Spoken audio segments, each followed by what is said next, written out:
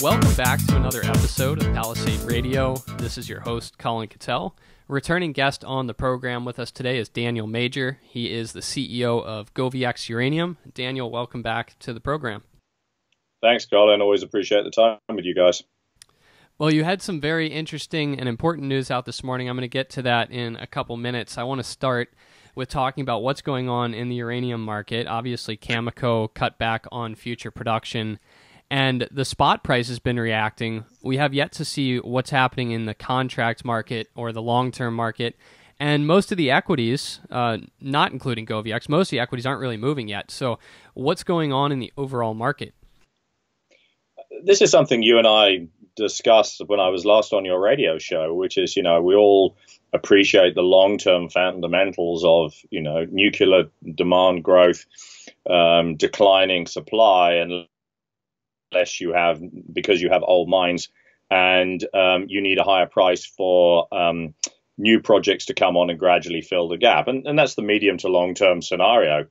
The problem that we discussed is the short-term problem, which is 75% of the industry is producing uranium at costs that are greater than the spot price, and if you include the capital numbers, than the term price. And so you have this scenario where you have an industry that cannot actually replace its resources going forward. And I think that's been highlighted completely by the way Cameco has said there is no point us digging material out of the ground. It is actually cheaper to buy it. Therefore, we're closing down what most people would classify as one of the best uranium mines globally. So I think this is following through that whole discussion we had last time, Colin. And the other thing that was announced a couple of days ago as well was Honeywell announced an intention to close down on their UF6 production as well, or reduce their quantities of UF6. And again, that comes back to that conversation that we've had about enrichment as well, where, the enrichment guys are benefiting from these high price contracts put in between 2006 and 2011. Their spot price has collapsed in a hole, and none of them can make any money on spot, but they're enjoying the pleasures of these long-term contracts, which are unwinding for them as well. And you're starting to see a lot more conversation in the last 2 or 3 months by the enrichers, by the fluorine guys, saying, hey, we've got to cut capacity here as well. And if that happens, then that will reduce more and more of the underfeeding. And that's a double whammy because it's the equivalent of a 6-point game coming through. So I think, the Cameco announcement was a major event in our industry. And we really do wait to see whether it flows through into the long-term price. Daniel, the equities across the board on uranium have reacted positively since Cameco. However, comparing them to how they moved with the same uranium spot price move of last year, they have not reacted much at all. And I think that that's because market participants, thinking back to last year, don't believe this move until the contract goes. Now, Govan Friedland, the chairman and founder, co-founder of the company, sent an email in small circles that I saw the other day with a chart showing that GoviEx is one of the most, if not the most, reflexive uranium stock to upward price movement, and also seems to have the best downside protection. Is that something that you're seeing playing out right now?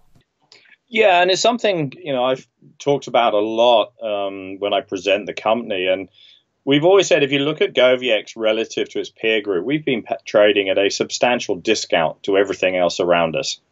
And, despite the fact that we have this very large resource, despite the fact that we have fully permitted projects, and my argument has always been that when the market is in a risky environment, when metal prices are low and everyone's taking the very conservative risk assessment, it's a bit like the dollar trade that, everyone rushes and holds on the dollar when the market's a dreadful place. But as soon as the market starts to de-risk, people will start to gradually move across to the more value adding, more value accretive, but slightly riskier stocks. I'm not saying Govic's a risky stock, but we are an African play. People view that as a riskier area. And I think that's what you're seeing, is that as this market unwinds and you get a better uranium price, people are realizing that, why do I want to pay, 50 to 100 times percent more for another stock when I can get a better quality stock in GoviX that's undervalued at this time. And I was looking at the numbers today. We're trading at about 0.4 pounds in the ground EV. The sector average is about 1.5. And then obviously you have some of the much bigger stocks well over 3 times. So, it's not rational that we continue to trade at this discount. And so I think that's what you're seeing there, Colin, is that as the quality returns to the market, the price moves, people start to realize that, you've got to go to the leverage stocks, the ones that have got the real value to be had and can really leverage out of this market. We're one of the few, as we say to people, who can take a project, who can take a development company and turn it to cash flow, which is really what we're in this business for. Right, and so much of a stock is valued, Daniel, based on capability of management and their ability to finance and get things done, something GoviX has demonstrated they're able to do. Today, you released a PEA on the Matanga project, which is in Zambia. It's the second PEA now, in addition, of course, to your PEA on the Maduela project. Can you talk to us about the significance of this PEA and how it ended up coming out? Yeah, I'll just make a correction for you as well. Maduela is actually a PFS, and we've actually had 3 PFSs out on Maduela. So I think I got to put this in context as well, is that, we've been one of the acquirers through this cycle as well, one of the few acquirers. And we've been very strategic about what we've acquired each time. So we acquired the Denison assets, and we're great having Denison as a shareholder of the company because we saw that potential in Africa. And then in the last couple of months, we've announced the acquisition for Africa Energy and its Zambian projects, and we'll come back to that in a moment. But we also got our grant back for the license we needed in Niger, which is at Agaluk. Agaluk is directly next to the Maduela project. It's already covered by the environmental permit. But what is interesting about Agaluk is there's about 4 to 5 million pounds of the Miriam deposit is sitting there, and Miriam is the startup mine for the PFS. So obviously, there's the economic potential of bringing that Miriam deposit back into the PFS as we move forward, as we've got that license. And there's 20 million pounds sitting there in the Agaluk license. This one is really interesting as well because we did the AFR deal because we saw the synergies. Denison had acquired Matanga. They got it mine permitted back in 2009. Since then, they added the Dibwe East deposit, which is well over 40 million pounds. But that was in an inferred category, and they didn't do the follow-up drilling to take it further because of where the market was. What we saw as the potential was then acquiring Africa Energy's licenses because they were either side. But most importantly, the main Africa Energy license was already permitted. So we now have 3 mine permitted permits adjacent to each other.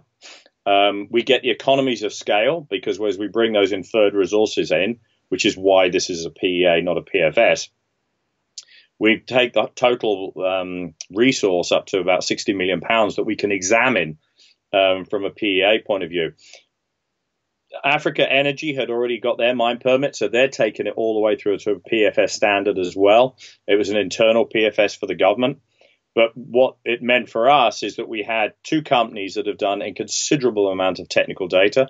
Denison spent over $50 million on this project. So all the process design has been done on both. What is great for us is that those 2 designs match. So we were able to consolidate all of that information and come up with a single mine plan that shows that being very simplistic, going up open pit heap leach by working with satellite heaps with a centralized plant, a bit like Energy Fuels and the ISR guys do, you can come up with a very low capital project, a relatively low OPEX. What I've said before to people is, grade is an issue when you look at mines, but be careful when you're looking at grade. the acid consumptions at Matanga are exceedingly low. I mean, they're generally well under 10 on the total resource. High recoveries, whereas we have much higher grades in Madahuela, for example, but our acid consumption is higher, and acid is quite a big component of our cost. And in the case of Madahuela, actually, we're now re-looking at how we can substantially reduce our acid consumption over what we've learned on this project as well. So what is key is we now have 2 projects, mine permitted. They both can produce potentially over 2.4 million pounds per annum, and they both have an all-in cost at under $38 a pound, including all life of mine capital. They both have break-even cutoffs in the mid to low 40s and very strong IRRs. I mean, we did this PEA at $58 a pound. It's a 25% IRR at that number. Thanks for the correction regarding the PFS there, Daniel, on Madahuela. As you know, I do these interviews on the fly without notes, so those mistakes do occur. You're not the only person that forgets that. Don't worry. Well, looking at these projects together, and you kind of just hit on this, so it'll be a little repetitive, but what does this mean overall for GoviX as a company compared to peers? Because obviously we have separate projects with separate timelines, but combined is key to consider for an investor. Yeah, I mean, most companies that you're going to look at are generally one-trick ponies. They have got one project. Some of them are good, some of them are bad, but they've only had one. What we're able to present to an investor here is, and that's why we did the original deal, is we have 3 projects now. We have the advanced project in Madahuela ready to go, working on the financing, working on optimizing it. Very close up behind it, we've shown that we've got a very simple project in Matanga, and then we have Falea behind that, which needs more work, but there's also a lot of technical work done on it. The other thing it means is we can structure a company with the way we structure the debt. We may take a more conservative debt position at Madahuela because it's going to be the first one off the rank. But that does mean that we've then got another project where we can be a lot more aggressive about getting that price leverage coming through. So it gives us that flexibility, whereas companies that have only got one project have a lot less flexibility in putting all of their eggs into one basket. We're not. For those people who want to look on the basis of a takeout, but I will say that 3 of the largest takeouts were in the last cycle were all in Africa. They were all cash takeouts as well. So, Africa is a place that people do tend to hunt later in the cycle for the bigger projects because they can get them into production. We're presenting, what a shareholder would want to see is a steady pipeline of good, solid projects that, you're not investing just in one mine and that's it. What are they going to do next? We can already tell.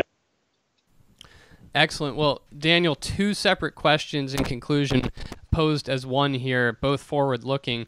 One you won't be able to answer with too much certainty. The other one you can. First of all, are the same factors in place on supply and demand that were in place in 2000 that could drive a uranium bull of epic proportion? And the second one is, now that this PEA is out, what's next for GoviX in terms of news flow upcoming? Yeah, I mean, on the first one, I think we're getting closer to that point. I think we don't have enough projects ready to go that if the gap opens up as we expect it to open up, it's going to be hard for projects to accelerate into it. So, but we need to see those early tailwinds coming in, and we look with interest at the month end as well. For GoviX, it's going to be very much, and obviously this is all subject to what the uranium price does for us, it's going to be very much focused on Madahuela still. We still have some optimization ideas of what we can improve, and we'll tell the market where we are on that. We'll continue to work on the debt. So that project will continue to move forward. And at Matanga, we're certainly going to sit down after this PEA and figure out what to do next. The next stage would be a drilling campaign. I think that, though, we would wait for a much higher price to kick in before we started really piling in, because I think we'd put most of our emphasis at Madahuela. Excellent. Daniel, thanks for taking some time out of the busy schedule following your release there to talk to our audience, and we'll get you back here in the month of December. Thank you very much. Much appreciated. Take care.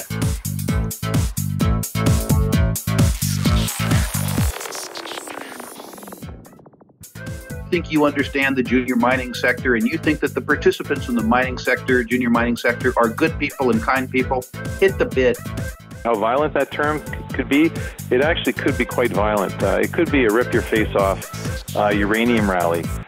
And the world is always going to need raw materials. It's going to need copper and gold and nickel and so forth. Totally destabilized. Hey, Troll, did you hear what's going on in Yemen?